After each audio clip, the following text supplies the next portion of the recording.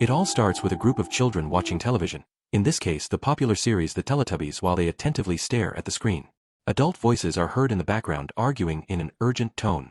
They mention that something is approaching, but upon noticing the presence of the children, one of them quickly closes the door.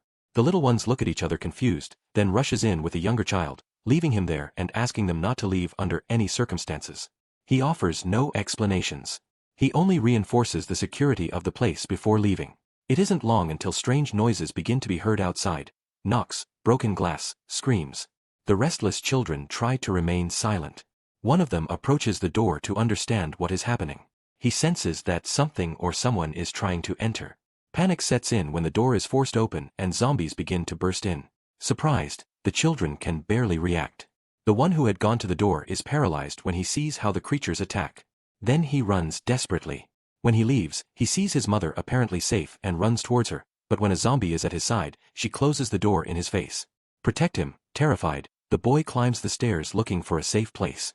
He finds more infected people. The house, his home, has become a living hell. He flees as best he can and manages to get outside, running aimlessly until he reaches a church. Upon entering, he finds his father, a priest who hugs him without surprise or fear while the boy tries to explain what happened. The man, completely devoted to his faith, declares that it is Judgment Day. He gives him his golden rosary and tells him to hide. The boy obeys. Just then, the zombies burst into the temple.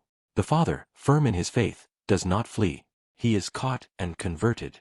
He wanders around like one of them. The hidden boy waits for the opportune moment to escape. He finally flees the church without looking back, taking the rosary with him. This is how it is told how the rabies virus devastated the United Kingdom. The European continent opted to isolate the island. To contain the outbreak, the quarantine was total. The survivors were left to their fate. No one entered or left. 28 years have passed since then. The cities are in ruins. The few survivors live in extreme conditions, organized in small communities. Life is a constant struggle. Nature has reclaimed the spaces. Although the infected they are no longer as active, they are still a latent threat in one of these communities. A father wakes his son and tells him that the big day has arrived. The boy named Spike gets up quickly and prepares his bag. Outside, men and young people do the same. Each one with improvised weapons, spears, daggers, and bows. There are no firearms. Everything is handmade. Survival is based on adaptation. Spike, despite his young age, carefully packs his equipment. Pieces to build a bow, a sharp dagger, and a small Power Ranger doll. This last object is useless for combat, but it is a memory of his childhood. He goes down to the kitchen where his father, Jay, serves him a breakfast. Surprisingly, there is bacon, something unusual. They eat together. Jamie asks him if he got everything ready, including the knife. Spike answers yes. Then they hear a noise. It is his mother, very sick. Jay goes to see her, followed by the boy. She apologizes for worrying them. She hugs Spike and tells him that she woke up with a severe headache. Although she appears calm, her deterioration is evident. Jay takes the opportunity to explain what they will do that day. He tells her that Spike does not. He will go to school, it is Friday, and that they will be leaving the continent instead. The woman becomes upset, reminds him that her son is only 12 years old. She is visibly affected by his illness, physically and mentally. Jay, however, remains steadfast and ends up leaving the room. Spike stays with her a little longer, calming her down more easily than her father. Before leaving, he leaves her some bacon wrapped in a handkerchief. In a moment of confusion, she asks him where he is going. He answers that he is going to school. Upon hearing this, the woman relaxes and goes up. Spike says goodbye with a white lie and leaves. Before leaving, Sam, a neighbor from the town, gives Spike his first bow. It is a significant gesture since it marks the beginning of his journey and symbolizes the passage to a new stage. As father and son walk through the town towards the exit, the inhabitants say goodbye with words of encouragement and wishes of good luck. Some observe in silence, others raise their hands in support. Everyone seems to understand the risk and the purpose of the trip. Upon arriving at the entrance marking the end of the safe zone, the community leader approaches and warns Jay, Spike's father, about the consequences. He reminds him that if they enter the mainland, there will be no rescue possible. They have already lost too many people who tried the same thing. He also emphasizes a crucial detail. When the tide goes out, the path opens up, but when it comes in, everything is completely covered by water. At that point, returning is impossible. There is no margin for error. With this in mind, father and son begin the walk toward the mainland. During the journey, they review the basic rules to increase their chances of success. They must move carefully, remain silent, and be alert to any signs. They both know that once the tide goes out, there will be no turning back. If someone tries to swim, the current will drag them away without remedy. They have no firearms or reinforcements, only knives, bows, and arrows to defend themselves. As they advance, a sinister song plays that accompanies the tension of the moment. The images are interspersed with scenes of mutated infected. Showing their deformed forms and unpredictable behavior, they are not like common infected. They represent a greater danger and are likely the type of threat that Spike must face. The boy's mission is clear: he has to kill an infected as part of some kind of rite or test. The objective is also simple in theory: he must aim for the head or the heart, and with a single arrow he must finish him off. There is no room for error. Precision, courage, and speed will be essential. The walk continues, and with each step the weight of the mission falls more on Spike's shoulders. The first enemy to appear is a fat zombie that squeals like a pig. This new variant has gray skin covered in slime, and crawls in a disgusting way like a worm. Spike reacts quickly and shoots an arrow in the neck, but fails to stop it completely. Soon more of these infected appear, moving slowly, but in increasing numbers. Jamie, with experience and determination, manages to eliminate them before they represent a greater danger. However, the real conflict arises when they come across an infected child. Spike lowers his bow when he sees it. There is no need for him to shoot since the group at that moment decides to flee instead of facing that scene. The emotional impact is strong, and the situation leaves a mark on the little one, still encouraged by having survived his first confrontation. The duo continues their journey deeper into the continent. On their journey, they come across a herd of serfs running through the forest. The image is clear: nature has reclaimed the territory. Human structures are deteriorating, and the animals have adapted to the absence of human presence. Further ahead, they find an abandoned house. It is evident that it could have been looted by other people, perhaps members of communities similar to their own. Despite this, the possibility that something useful remains drives them to search the place. However, the atmosphere changes completely when they discover a disturbing scene: a man hanging by his ankles in one of the rooms. His chest is marked with letters that form a single word: Jimmy. The vision is macabre and reveals that it is not only the infected that pose a danger. Jamie warns his son that people on the continent cannot be trusted. Many people, disturbed by loneliness, fear, or violence, do horrible things. The message is clear: the hanged man was left there to transform into a zombie.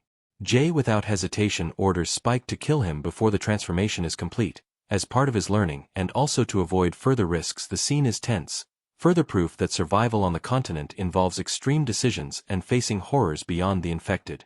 Despite his doubts, Spike shoots an arrow through the head of the hanged man just as he began to move and seemed to be about to free himself.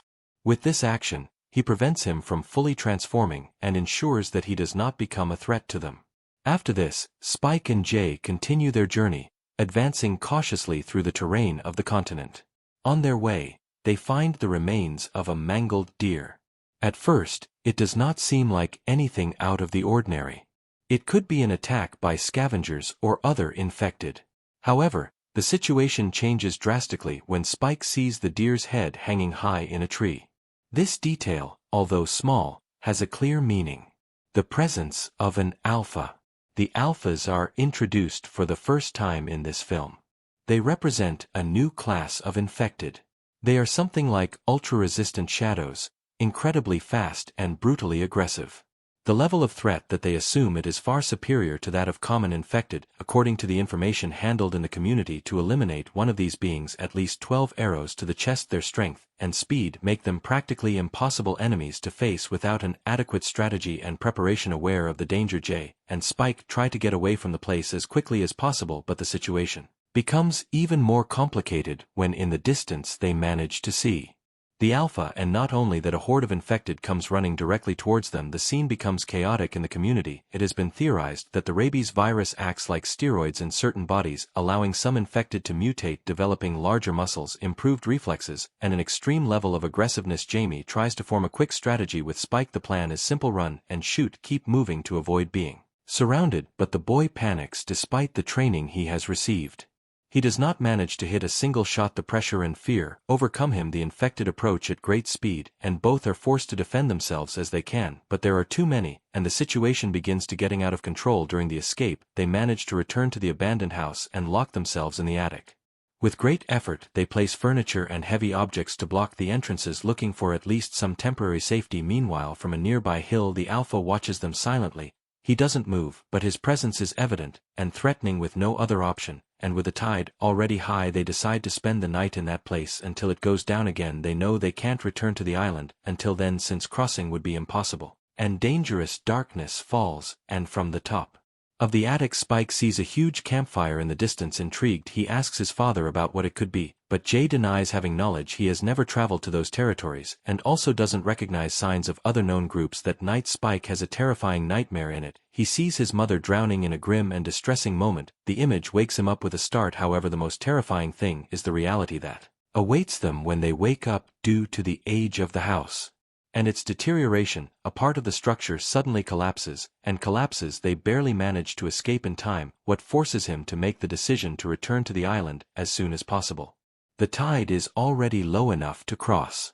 Father and son don't think about it much and begin the return journey, moving quickly, but they didn't count on the Alpha noticing their movements.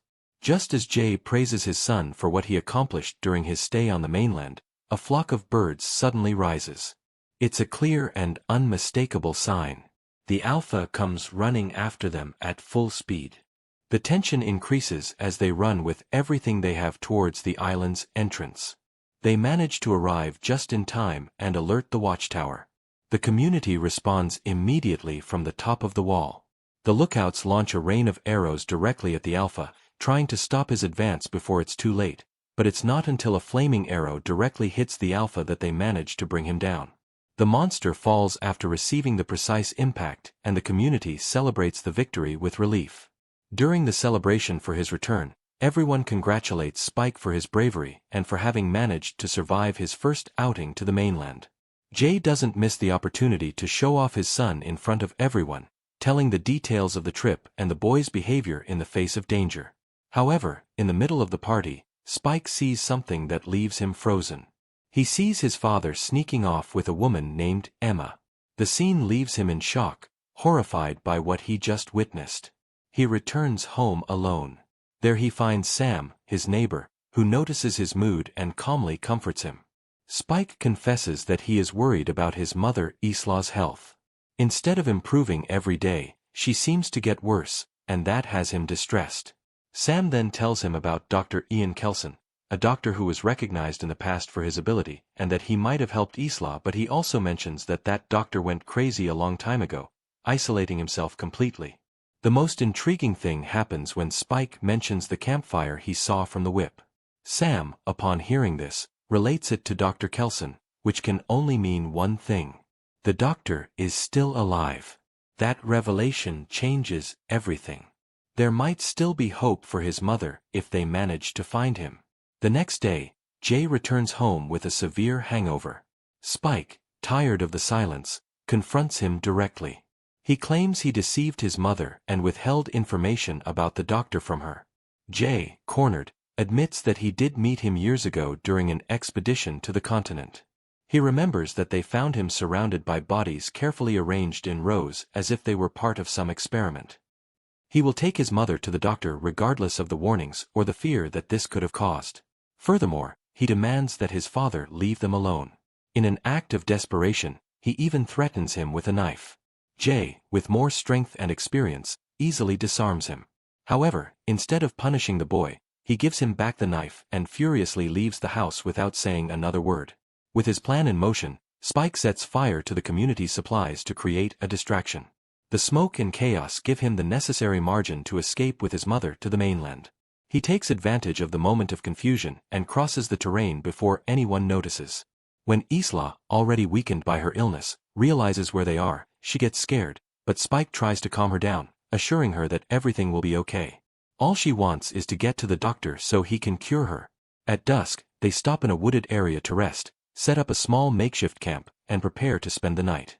However, that same night, one of the crawling worm-like zombies manage to silently approach just as it is about to attack Spike, who is sleeping soundly.